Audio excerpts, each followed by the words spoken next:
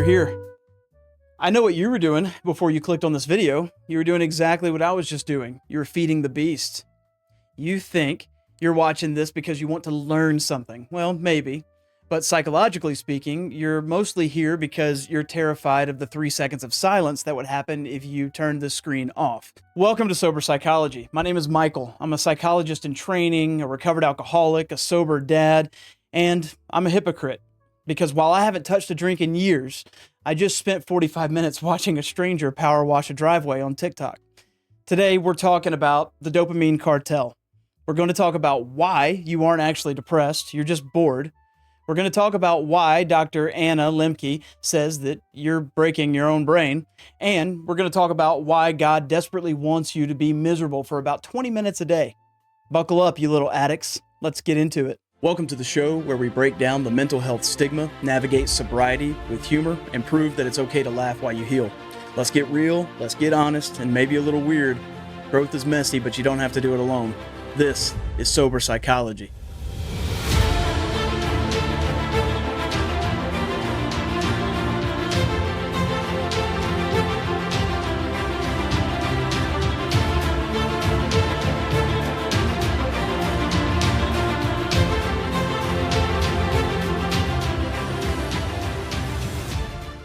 Let's start with the hard truth. If I walked into this room and saw you chugging a bottle of vodka at 10 a.m., I'd stage an intervention. I'd call your mom. I'd drive you to rehab. But if I walk in and you've been scrolling Instagram reels for 4 hours, ignoring your kids, ignoring your job, ignoring the nagging voice in your head that says that you're wasting your life, we just call that a Tuesday. We have a definition problem in society. We think that addiction is about the substance. We think that the needle, the bottle, or the powder are the problem. But from a psychological perspective, addiction isn't about the what, it's about the why. It's a maladaptive coping mechanism designed to avoid pain. And right now, you're all in pain. And you're all high. I want to introduce you to a concept from Dr. Anna Lembke. She wrote a book called Dopamine Nation, and if you haven't read it, pause this, go buy it, and read it, come back. Actually, don't, because that would definitely hurt my watch time retention, so just please read it later. But Lembke explains that the brain processes pleasure and pain in the exact same place. Imagine like a teeter-totter in your brain. When you do something fun, you eat a donut, you get a like, you watch a short, you tip the balance towards that pleasure side of it.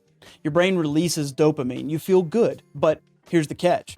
The brain loves homeostasis. It loves balance. It hates being tipped over. So when you tip towards pleasure, the brain doesn't just wait for it to level out. It slams down the pain side to counterbalance everything. It's called the opponent process theory. Every time you get a cheap hit of dopamine, your brain adapts by down-regulating your dopamine receptors. It creates a dopamine deficit. So think about it. You know that feeling when you've been binging Netflix for like 6 hours? Guilty, right here. You don't feel happy anymore. You feel numb. You feel gross.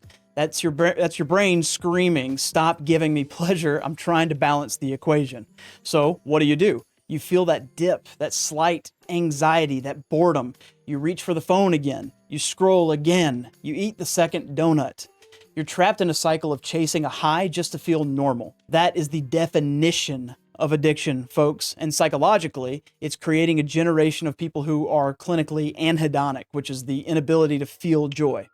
You aren't sad because your life is hard. You're sad because you have exhausted your brain's ability to feel good by bombarding it with cheap thrills.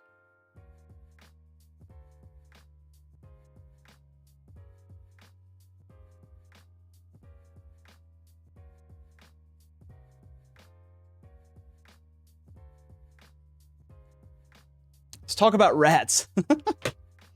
In the 1970s, a Canadian psychologist named Bruce Alexander looked at how we studied addiction. Before him, scientists would put a rat in a tiny solitary cage. They'd give it 2 water bottles, one with water and one with heroin or a mixture that was basically like morphine. And guess what happened? The rat, alone in the dark, would drink the drug water until it died. Science said, see, the drug is the hook. The chemical is irresistible. But Bruce Alexander said, wait a minute, you put a social animal in a solitary confinement situation. Of course it wants to be high. It lives in hell. So he built what's called Rat Park. Rat Park was a rat paradise. Plenty of food, balls to play with, tunnels to run through, and most importantly, other rats to have sex with or to fight with. It was a community. He gave Rat Park residents the same exact choice, water or drugs. And guess what? They almost never touched the drugs. When they did, they didn't overdose. They preferred being present in their lives over escaping them. Now look at your life. We think that we live in Rat Park because we have iPhones and Uber Eats and 500 Facebook friends, but psychologically, you're in a solitary cage. When you're scrolling, you're not connecting. You're isolating. You're stimulating your nucleus accumbens, which is the reward center of your brain, but you're starving your oxytocin systems, which is the connection center of your brain. This is why the loneliness epidemic or the addiction crisis are the exact same thing. We're using digital drugs to cope with the pain of our solitary confinement. And the irony behind all of this, the more we use, the more isolated we feel. It's a perfect feedback loop for the devil, or if you prefer a secular term, for the algorithm. But before we get too spiritual, we have to get mechanical, because some of you are sitting there thinking, Michael, I have great friends. I have a loving spouse.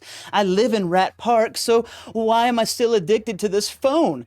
It's because the cage isn't just solitary confinement anymore. The cage is now a casino.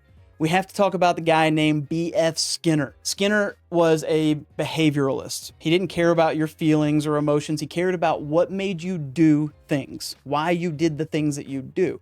He created the Skinner box. He put a pigeon in a box with a button, and if the pigeon pecked the button, it got a pellet of food. Now, if the pigeon pecked the button and got food every single time, the pigeon would only peck when it was hungry. Once it was full, it just stopped. It got bored. But Skinner found a little bit of a hack. He changed the code. Now, if the pigeon pecked the button and got food every single time, the pigeon would only peck when it was hungry. Once it was full, it stopped, it got bored. He introduced a variable ratio schedule of reinforcement. A variable ratio schedule of reinforcement. It's a lot to say. That's fancy talk for sometimes the pigeon pecks and gets nothing. Sometimes it pecks and gets 1 pellet. Sometimes it pecks and gets a jackpot of 10 pellets. The pigeon didn't know what was coming. And because of that uncertainty, the pigeon went insane. It started pecking the buttons thousands of times an hour. It ignored other food. It ignored sleep. It just pecked and pecked and pecked, chasing that jackpot. See that constant scrolling? Does this motion look familiar? The pull down and come back up to reload kind of thing? This is the pull to refresh method or action or whatever you want to call it. It's mechanically identical to a slot machine. When you pull down on Instagram or TikTok, you don't know what you're going to get. Maybe it's a meme that makes you laugh. That's a pellet. Maybe it's a political post that makes you angry. That's a pellet. Maybe it's a girl in a bikini. That's a jackpot. Kidding, but really, that's kind of how we see it. Maybe it's nothing. That's considered a loss. The variability spikes your dopamine twice as high as a guaranteed reward. You're not addicted to the content, you're addicted to the anticipation of the content. Tech companies know this. They employ attention engineers, literal experts in exploiting human psychology in order to design these apps. They aren't designing a tool for you to use, they're designing a Skinner box for you to live in.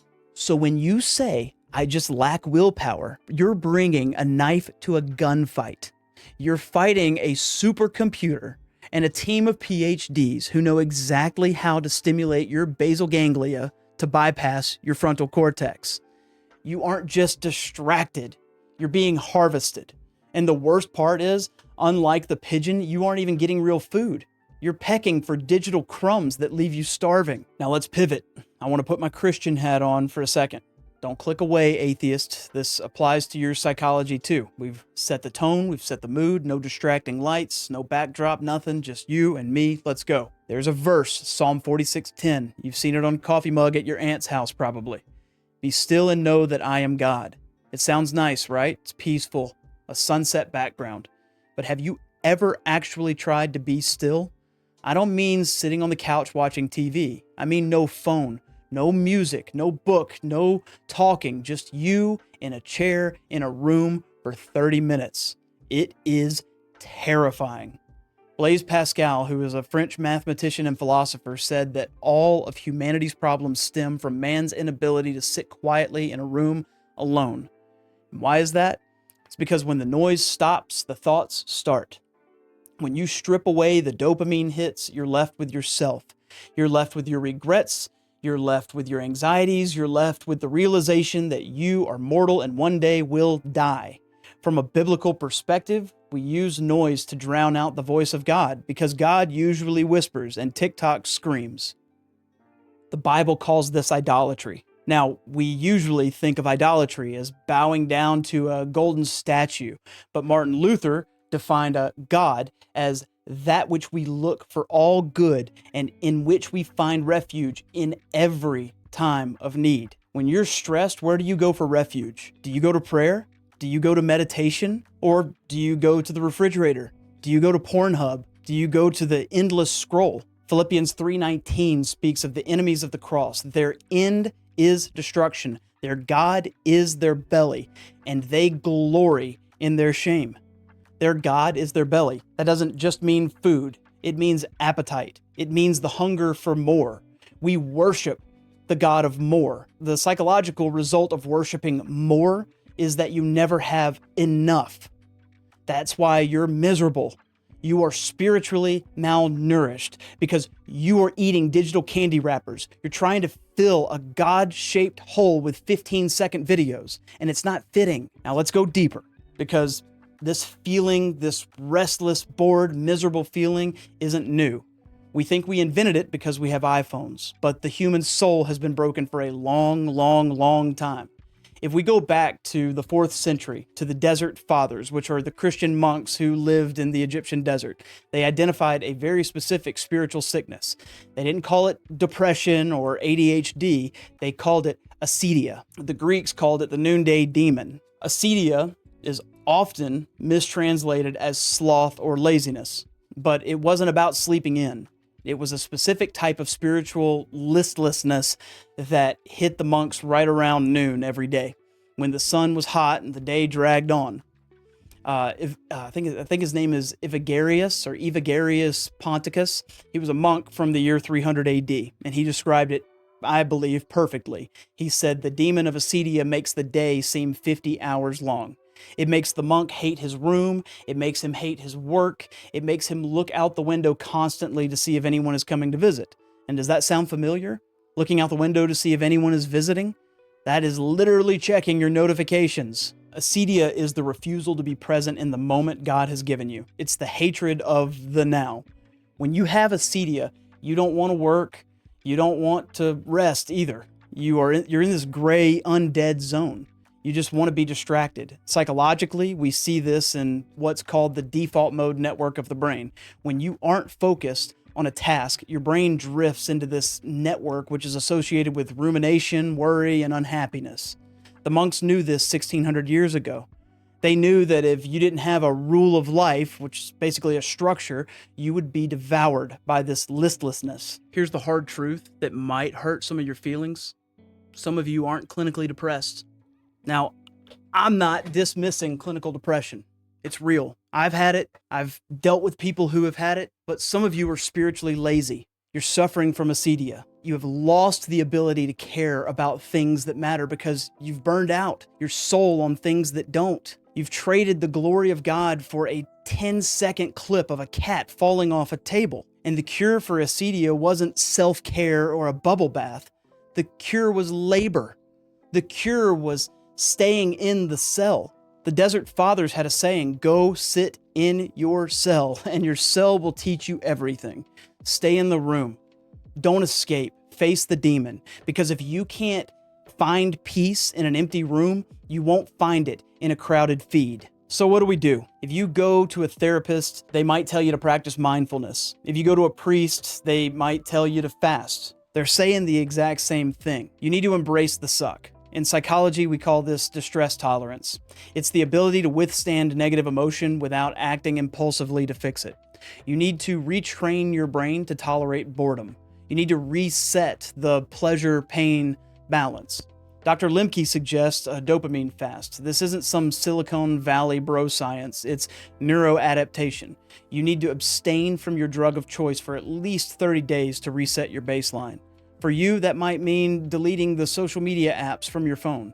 It might mean turning your screen to grayscale. It might mean, and this may sound crazy to some of you, but sitting in your car in silence for 10 minutes before you walk into work. Here is the prescription. Number 1, the sacred pause. When you feel the urge to scroll, wait 5 minutes. Just sit there.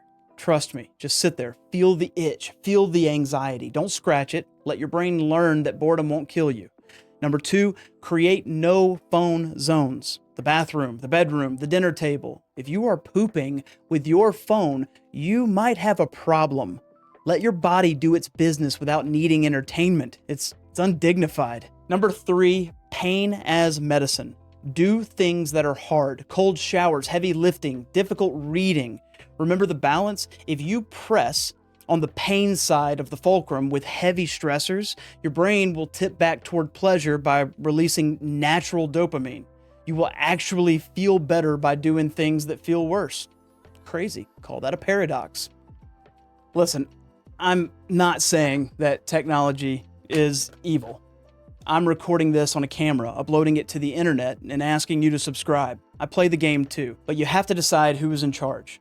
Are you the user or are you the product? If you can't sit still, you can't heal. If you can't sit still, you can't hear God. If you can't sit still, you're just a rat in a cage pressing a lever waiting for the next pellet until you die. Stop treating your boredom like a disease. Treat it like a doorway. Walk through it and see who you are on the other side. I want you to do one thing today. After this video ends, don't click on the next video. Don't look at the comments. Turn your phone off. Put it in a drawer and stare at a wall for 10 minutes. If you hate it, great. That means it's working. I'm Michael. This is Sober Psychology. Stay sober, or at least stay awake. Keep your head up. Keep your heart open. And go help somebody. Love you guys.